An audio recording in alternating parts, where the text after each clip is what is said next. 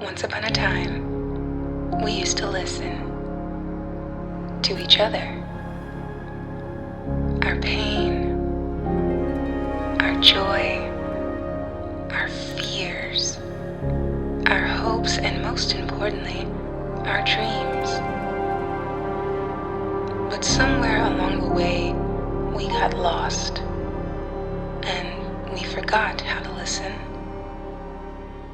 But don't you worry. These stories will have an impact that will help guide you back. Because this is the Rayless Reverie.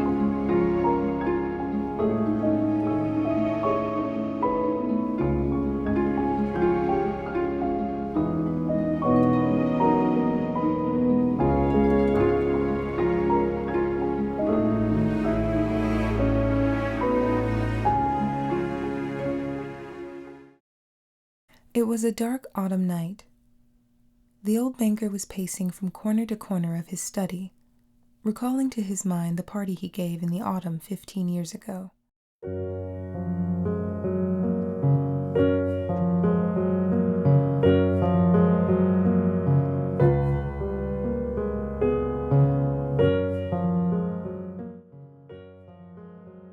There were many clever people at the party and much interesting conversation.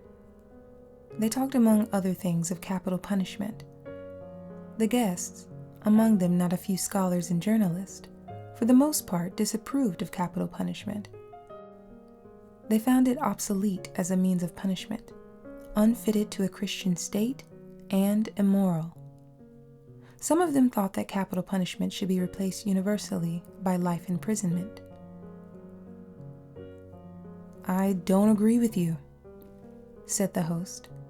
"I myself have experienced neither capital punishment nor life imprisonment, but if one may judge a priori, then in my opinion capital punishment is more moral and more humane than imprisonment. Execution kills instantly. Life imprisonment kills by degrees. Who is the more humane executioner, one who kills you in a few seconds, or one who draws the life out of you incessantly for years?" "They're both equally immoral," remarked one of the guests, "because their purpose is the same, to take away life. The state is not God. It has no right to take away that which it cannot give back, if it should so desire." Among the company was a lawyer, a young man of about 25. On being asked his opinion, he said, "Capital punishment and life imprisonment are equally immoral. But if I were offered the choice between them, I would certainly choose the second. It's better to live somehow than not to live at all." There ensued a lively discussion. The banker, who was then younger and more nervous, suddenly lost his temper, banged his fist on the table, and turning to the young lawyer, cried out, "It's a lie! I bet you 2 millions you wouldn't stick in a cell even for 5 years. "If that's serious," replied the lawyer, "then I bet I'll stay not 5, but 15. 15? Done!" cried the banker. "Gentlemen, I stake 2 millions. Agreed. You stake 2 millions, I my freedom," said the lawyer. So this wild, ridiculous bet came to pass. The banker, who at that time had too many millions to count, spoiled and capricious, was beside himself with rapture. During supper, he said to the lawyer jokingly, "Come to your senses, young man, before it's too late. 2 millions are nothing to me. But you stand to lose 3 or 4 of the best years of your life. I say 3 or 4 because you'll never stick it out any longer. Don't forget either, you unhappy man, that voluntary is much heavier than enforced imprisonment. The idea that you have the right to free yourself at any moment will poison the whole of your life in the cell. I pity you. And now the banker, pacing from corner to corner, recalled all this and asked himself, why did I make this bet? What's the good? The lawyer loses 15 years of his life and I throw away 2 million. Will it convince people that capital punishment is worse or better than imprisonment for life?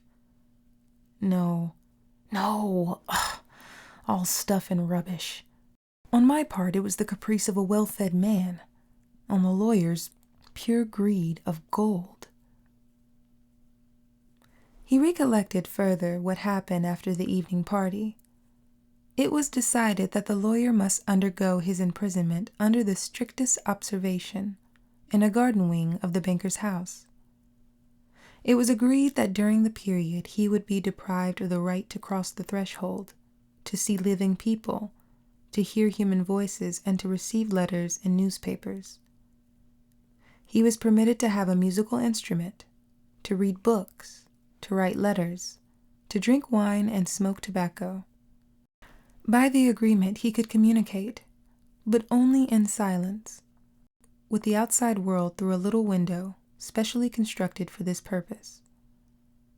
Everything necessary, books, music, wine, he could receive in any quantity by sending a note through the window. The agreement provided for all the minutest details, which made the confinement strictly solitary, and it obliged the lawyer to remain exactly 15 years from 12 o'clock of November 14th, 1870, to 12 o'clock of November 14th, 1885. The least attempt on his part to violate the conditions, to escape if only for 2 minutes before the time, freed the banker from the obligation to pay him the 2 millions. During the first year of imprisonment, the lawyer, as far as it was possible to judge from his short notes, suffered terribly from loneliness and boredom. From his wing day and night came the sound of the piano. He rejected wine and tobacco. Wine, he wrote, excites desires, and desires are the chief foes of a prisoner. Besides, nothing is more boring than to drink good wine alone. And tobacco spoils the air in his room. During the first year, the lawyer was sent books of a light character, novels with a complicated love interest, stories of crime and fantasy, comedies, and so on. In the second year, the piano was heard no longer, and the lawyer asked only for the classics. In the 5th year, music was heard again, and the prisoner asked for wine. Those who watched him said that during the whole of that year he was only eating, drinking, and lying on his bed. He yawned often and talked angrily to himself. Books he did not read. Sometimes at night he would sit down to write. He would write for a long time and tear it up all in the morning. More than once he was heard to weep. In the second half of the 6th year, the prisoner began zealously to study languages, philosophy, and history. He fell on these subjects so hungrily that the banker hardly had time to get books enough for him. In the space of 4 years, about 600 volumes were bought at his request. It was while that passion lasted that the banker received the following letter from the prisoner. My dear jailer, I am writing these lines in 6 languages. Show them to experts. Let them read them. If they do not find one single mistake, I beg you to give orders to have a gun fired off in the garden. By the noise I shall know that my efforts have not been in vain. The geniuses of all ages and countries speak in different languages, but in them all burns the same flame. Oh, if you knew my heavenly happiness now that I can understand them. The prisoner's desire was fulfilled. 2 shots were fired in the garden by the banker's order. Later on, after the 10th year, the lawyer sat immovable before his table, and read only the New Testament. The banker found it strange that a man who in 4 years had mastered 600 erudite volumes should have spent nearly a year in reading one book, easy to understand and by no means thick. The New Testament was then replaced by the history of religions and theology. During the last 2 years of his confinement, the prisoner read an extraordinary amount, quite haphazard. Now he would apply himself to the natural sciences, then would read Byron or Shakespeare. Notes used to come from him in which he asked to be sent at the same time a book on chemistry, a textbook of medicine, a novel, and some treatise on philosophy or theology. He read as though he were swimming in the sea among the broken pieces of wreckage, and in his desire to save his life was eagerly grasping one piece after another. The banker recalled all this and thought, "Tomorrow at 12 o'clock he receives his freedom. Under the agreement, I shall have to pay him 2 millions. If I pay, it's all over with me. I am ruined forever." 15 years before, he had too many millions to count. But now, he was afraid to ask himself which he had more of, money or debts. Gambling on the stock exchange, risking speculation, and the recklessness of which he could not rid himself even in old age, had gradually brought his business to decay. And the fearless, self-confident, proud man of business had become an ordinary banker, trembling at every rise and fall in the market. "That cursed bet," murmured the old man, clutching his head in despair. "Why didn't the man die? He's only 40 years old. He will take away my last farthing, marry, enjoy life, gamble on the exchange, and I will look on like an envious beggar and hear the same words from him every day. I'm obliged to you for happiness of my life. Let me help you." No, it's too much. The only escape from bankruptcy and disgrace is that the man should die. The clock had just struck 3. The banker was listening. In Ike House, everyone was asleep, and one could hear only the frozen trees whining outside the windows. Trying to make no sound, he took out his safe the key of the door which had not been opened for 15 years, put on his overcoat, and went out of the house. The garden was dark and cold. It was raining. A keen damp wind hovered howling over all the garden and gave the trees no rest. Though he strained his eyes, the banker could neither see the ground nor the white statues, nor the garden wing, nor the trees. Approaching the place where the garden wing stood, he called the watchman twice. There was no answer. Evidently, the watchman had taken shelter from the bad weather and was now asleep somewhere in the kitchen or the greenhouse. "If I have the courage to fulfill my intention," thought the old man, "the suspicion will fall on the watchman first of all." In the darkness he groped for the stairs and the door and entered the hall of the garden wing, then poked his way into a narrow passage and struck a match. Not a soul was there. Someone's bed, with no bedclothes on it, stood there, and an iron stove was dark in the corner. The seals on the door that led into the prisoner's room were unbroken. When the match went out, the old man, trembling from agitation, peeped into the window. In the prisoner's room, a candle was burning dim. The prisoner himself sat by the table. Only his back, the hair on his head, and his hands were visible. On the table, the 2 chairs, the carpet by the table, open books were strewn. 5 minutes passed, and the prisoner never once stirred. 15 years' confinement had taught him to sit motionless. The banker tapped on the window with his finger, but the prisoner gave no movement in reply. Then the banker cautiously tore the seals from the door and put the key into the lock. The rusty lock gave a hoarse groan, and the door creaked. The banker expected instantly to hear a cry of surprise and the sound of steps. 3 minutes passed, and it was as quiet behind the door as it had been before. He made up his mind to enter. Before the table sat a man, unlike an ordinary human being. It was a skeleton, with tight-drawn skin, with a woman's long curly hair and a shaggy beard. The color of his face was yellow, of an earthy shade. The cheeks were sunken, the back long and narrow, and the hand upon which he leaned his hairy head was so lean and skinny that it was painful to look upon.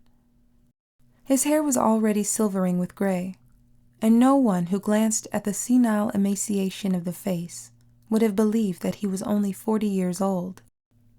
On the table before his bended head lay a sheet of paper on which something was written in a tiny hand. "Poor devil," thought the banker. "He's asleep and probably seeing millions in his dreams. I have only to take and throw this half-dead thing on the bed, smother him a moment with the pillow, and the most careful examination will find no trace of unnatural death. But first, let us read what he has written here." The banker took the sheet from the table and read, "Tomorrow at 12 o'clock midnight, I shall obtain my freedom and the right to mix with people. But before I leave this room and see the sun, I think it necessary to say a few words to you. On my own clear conscience, and before God who sees me, I declare to you that I despise freedom, life, health, and all that your books call the blessings of the world. For 15 years I have diligently studied earthly life. True, I saw neither the earth nor the people, but in your books I drank fragrant wine, sang songs, hunted deer and wild boar in the forest, loved women, and beautiful women, like clouds, ethereal, created by the magic of your poet's genius, visited me by night and whispered me wonderful tales, which made my head drunken. In your books I climbed the summits of Elbrus and Mont Blanc, and saw from thence how the sun rose in the morning, and in the evening overflowed the sky, the ocean, and the mountain ridges with a purple gold. I saw from thence how above me lightnings glimmered, cleaving the clouds. I saw green forest, fields, rivers, lakes, cities. I heard sirens singing, and the playing of the pipes of Pan. I touched the wings of beautiful devils who came flying to me to speak of God. In your books I cast myself into bottomless abysses, worked miracles, burned cities to the ground, preached new religions, conquered whole countries. Your books gave me wisdom. All that unwearying human thought created in the centuries is compressed to a little lump in my skull. I know that I am more clever than you all, and I despise your books, despise all worldly blessings and wisdom. Everything is void, frail, visionary, and delusive like a mirage. Though you be proud and wise and beautiful, Yet will death wipe you from the face of the earth, like the mice underground. And your posterity, your history, and all the immortality of your men of genius will be a frozen slag, burnt down together with the terrestrial globe. You are mad and gone the wrong way. You take life for truth and ugliness for beauty. You would marvel if by certain conditions there should suddenly grow on apple and orange trees, instead of fruit, frogs and lizards, and if roses should begin to breathe the odor of a sweating horse. So do I marvel at you. You have bartered heaven for earth. I do not want to understand you, that I may show you indeed my contempt for that by which you live. I waive the 2 millions of which I once dreamed of as paradise, and which I now despise, that I may deprive myself of my right to them. I shall come out from here 5 minutes before the stipulated term, and thus shall violate the agreement. When he had read, the banker put the sheet on the table, kissed the head of the strange man, and began to weep. He went out of the wing. Never at any other time, not even after his terrible losses on the exchange, had he felt such contempt for himself as now. Coming home, he lay down on his bed, but agitation and tears kept him long from sleep. The next morning the poor watchman came running to him and told him that he had seen the man who lived in the wing climbing through the window into the garden. He had gone to the gate and disappeared. Together with his servants, the banker went instantly to the wing and established the escape of his prisoner. To avoid unnecessary rumors, he took the paper with the renunciation from the table and, on his return, locked it in his safe.